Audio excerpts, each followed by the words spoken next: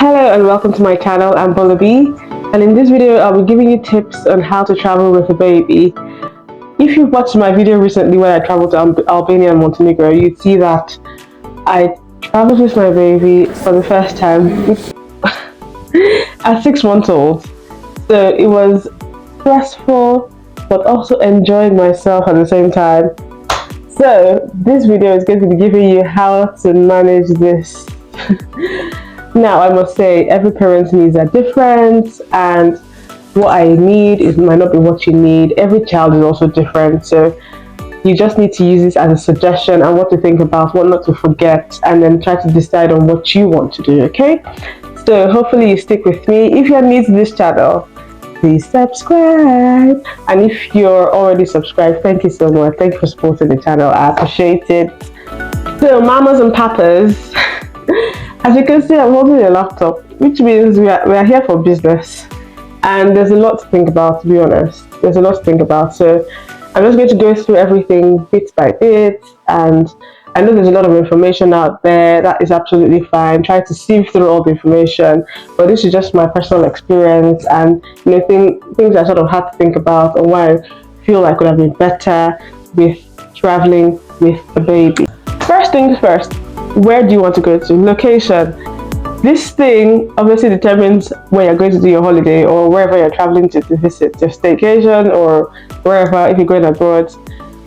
Location is important and you have to factor your baby into it, because if they need like vaccination or something, that has to be thought about. You have to think about things like that. And location also determines how far you're going to have to travel as well. So I don't think I want my first child's flight to be 19 hours, stuff like that. So I decided to pick a short distance. It was about a 3-hour flight, so that was absolutely fine. He had already been on day trips before and, on car trips, road trips, so that was absolutely fine. I could cope with 3 hours. So it depends on what you can cope with. But location, very important because of distance you're going to travel and sort of vaccination and obviously the travel rules wherever you're going to in terms of visa and all sorts of things. And in that sense as well, your visa, obviously, if you need a visa going somewhere, that also determines sort of documentation. You take a passport, a resident permit, and another documentation obviously you need to do is what? Take your birth certificate or adoption certificate with you, because you don't want someone questioning if your child is your child. Trust me, just take it with you to avoid any funny thing, okay? The other thing is the airline's rules. Whatever airline you decide to pick, make sure you check their rules in terms of things you can bring on board for baby. If you want to put your pram in the hold or car seat or whatever you need to carry, you need to check the airline's rules. If you need to you're going to be putting a baby on your lap, or if they're going to have their own seats, things like that, just make sure you check every airline's rules for your baby. The other thing is some planes, depending on the distance, have some bassinets you can sleep in, okay? So that the baby can sleep in, sorry. So this is also important if you want your child to be sleeping in your front, which will also determine the sort of seat you want to pick as well, your seat allocation. So that is quite important as well. So when you're sort of picking your flight, you want to look at the sort of seats you're going to pick as well. If you're using a short flight, then you need to book your seat in advance. Try and book it in advance so you can pick a good seat. You don't want to be the last to be picking the seat and they put you another seat.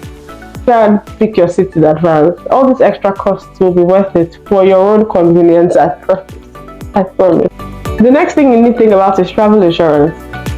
Spend that extra cash and pay for travel insurance. It's very important obviously for several reasons, and then in terms of medical reasons as well. If for any reason your child gets unwell, you know that at least some of the bills will be covered, if not all. It is quite important. And this brings me to sort of emergency things you should carry. Carry the thermometer if you need to. If you need to get one, just to check baby's temperature if you feel they're warm. And then take things like maybe paracetamol just to help with any temperature.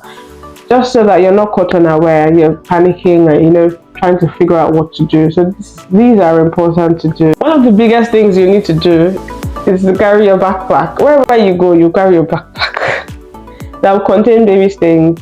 And this backpack has to contain things like nappies, wipes, change of clothes, any teaser, toy, small blanket, if you need to take an umbrella with you, all sorts of things. So you need to be packing that backpack to make sure they meet your needs or your baby's needs. One thing that I found very useful was obviously the changing mats, because not everywhere would have baby changing in their toilets or wherever, which is quite uncomfortable, but this is what you have to work with. So carry your portable changing mat if you have to. I'm not promoting any brand, so if you need specifics of what I specifically use for anything, feel free to comment in the comment section, and I will try to reply as much as I can for whatever brand I felt was better or whatever. I'll be happy to reply in the comment section. And in terms of clothes that baby has to wear, obviously you're going to be packing with weather dependence. So if it's cold, if it's hot, if it's going to be sunny, try to take a sunscreen, as long as it's good for baby skin or for the age of the child, dependent on that. And if it's rainy, like I said earlier, just get an umbrella. Whether you buy it there or wherever, it doesn't matter, just get one, so that you're not caught unaware. A small one would be nice, one you can put in your bag, so it'll be easy for you to carry about as well. One thing I found quite useful that I didn't really think about too much earlier was ear protector, because it's going to be noisy on the flights, the engine is going to be making noise, and then the ear pressure, even as an adult, that thing is annoying. Talk less of a baby. So if you to help, carry the ear protector so they can cover their ears as much as possible. And in terms of moving around, you want to be convenient. You can't be carrying baby in your hand all day. You're going to be tired. So whether you're going to use a pram or a stroller or a baby carrier, whichever one you want, carry it. And then obviously check car seat rules in every country you're going to. I took my car seat, which was good because you don't know how someone is going to drive or anything, so it's quite important. And in terms of what I used baby carrier. It was just easier than having to carry the bulk of the pram everywhere. But obviously, as my child grows bigger, I doubt we'll be able to carry the child on the chest anymore. We might have to go into using a stroller. So it depends on baby's age, convenience for you. That is the most important thing. Feeding. We all know these babies have to eat. They have to eat. So whatever you give them at home normally, whether it's breast milk or it's formula, or you're already weaning your child and they're already eating some things, or your child is full-blown eating anything already, that is absolutely dependent on you. What took most of our baggage space was formula.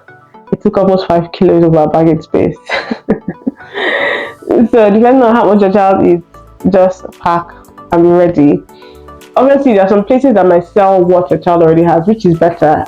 They just take a little of that will maybe last for 2 days and then buy the rest over there. But if not, get ready to pack food. And if you're still weaning your child, I advise only give them food abroad that you feel you've already tried, because you don't want your child to have an allergic reaction, bad one while abroad. So I'd say stick to what they're already used to, that you've tried, and then obviously when you get back, keep trying new things. That is my opinion anyways, or my suggestion. But it's up to you to decide what you want to do in terms of feeding. Obviously, if you need to warm milk, carry bottle warmer if you have to, or just dip it in warm water and warm up the food as well. So totally up to you. To make this easier, this comes to the fact that I prefer booking an apartment over a hotel, because if you're with a baby, it just makes things easy. You can cook if you want to, or if you don't want to, whatever. You can wash your clothes. There's a washing machine to wash your clothes. And in terms of food, if you want to book an all-inclusive hotel, that's fine, that helps. But apartment, I can buy loads of food and warm it up if I want to. So I personally prefer apartments, Airbnbs or whatever, over using a hotel. But depends on what you prefer, what is more convenient for you to do. And lastly, one thing I'd advise is that you need to build your rest days to your holiday. You can't decide you want to do something every day. I don't know how strong you are, but I needed to rest in between every day that had activities. You need to build your rest days, because you find out that you end up getting exhausted.